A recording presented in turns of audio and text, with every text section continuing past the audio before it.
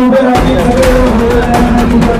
भारत माता की भारत माता की वंदे भारतीय जनता पार्टीचा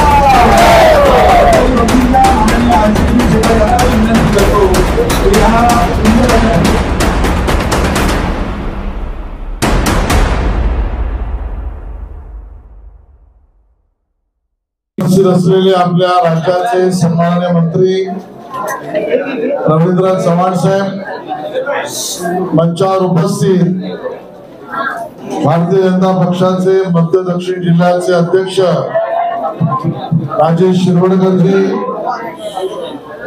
सन्माननीय अतुल शहाजी, महादेव शिवगण, जगदीश पराडकर, त्या ठिकाणी उपस्थित असलेले आता जरा माजी शाखा प्रमुख म्हणून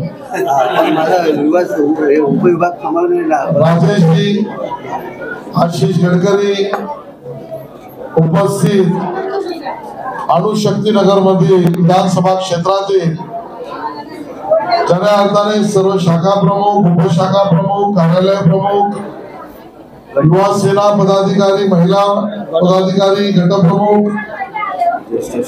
आणि त्याबरोबर असलेले ज्येष्ठ शिवसैनिक,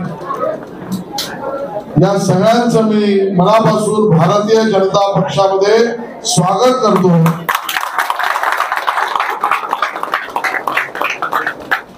या आमच्या सगळ्या मित्रांनी उभाटा शिवसेनेचं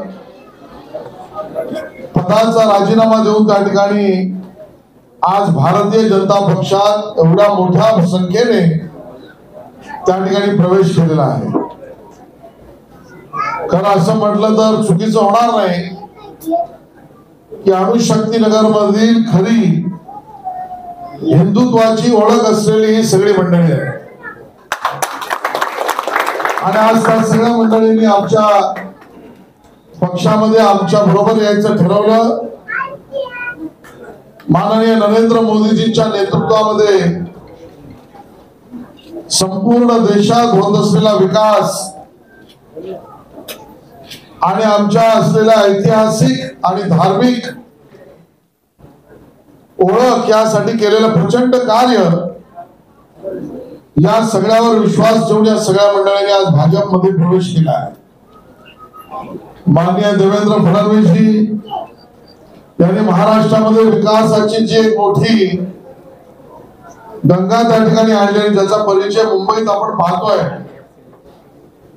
कोस्टल रोड असो, अटल सेतू असो, मेट्रो असो, मेट्रोचं जाळं असो, गृहनिर्माणाचे प्रश्न असो, झोपडपट्टीत राहणाऱ्या आमच्या नागरिकांना त्यावेळेला त्यांना मिळणारी भाडी असो, या सगळ्या विषयावर मूलभूत काम जर कोणी केलं असेल तर ते देवेंद्रजींच्या नेतृत्वामध्ये आणि आता एकनाथ शिंदेजी, देवेंद्रजी, अजितदादांच्या सरकारमुळे हे सामान्य त्या ठिकाणी नागरिकांना मिळत आहे.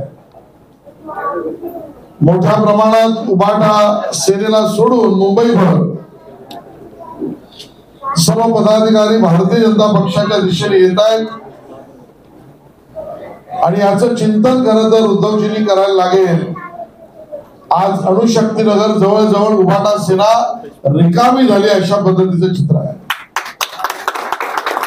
आणि सगळे जमलेले आमचे बांधव आहेत, त्यांच्या मनामध्ये प्रश्न जो आहे किंवा विशेषतः समाधान जे आहे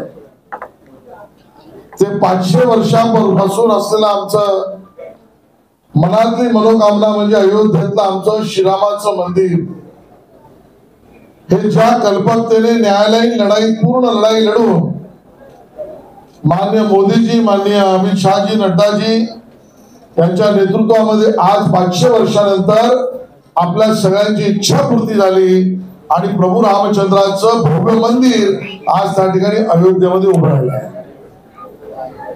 त्याच पद्धतीने गरीब माणसाची सेवा करण्याचं व्रत हे माननीय नरेंद्र मोदीजींच्या सरकारने अव्याहतपणे केलं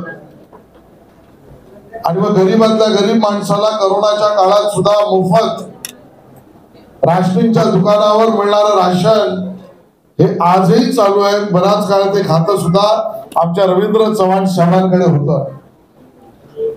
70-80 कोटी नागरिकांना गेले वर्ष दीड वर्षापेक्षा जास्त काळ हे मोफत राशन त्या ठिकाणी हे माननीय मोदीजींचं सरकार त्या ठिकाणी देत आहे। आणि करोनाच्या काळात आपल्या सगळ्यांच्या सुरक्षेचा रस्ता एकच होता, ती म्हणजे कोविड वरची असलेली प्रतिबंधित लस।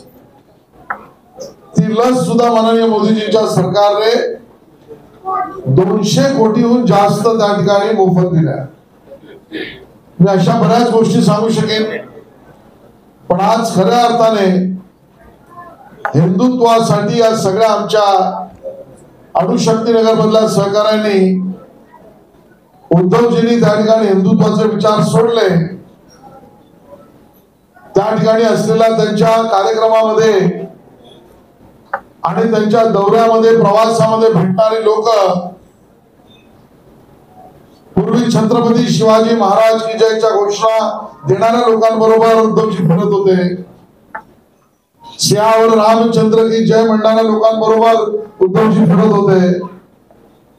काल परवा आम्ही बघितलं की व्हिडिओ जो व्हायरल झालाय त्यामध्ये आता छत्रपती शिवाजी महाराज म्हणणारे लोक कमी होत आहेत आणि वेगळेच नारे देणारी लोक समोर येत आहेत।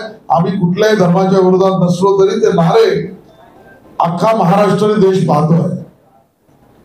आणि अशा परिस्थितीमध्ये जिकडे स्वधर्म, स्वराष्ट्र आणि स्वकर्तव्य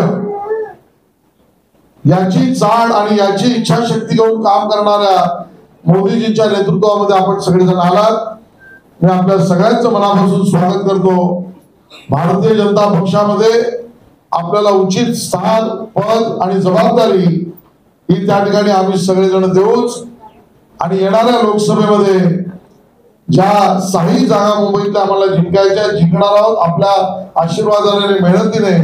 त्यामध्ये तुम्ही तुमचा हातभार त्या ठिकाणी उचलावा, एवढंच निवेदन करतो, थांबतो। जय हिंद, जय महाराष्ट्र।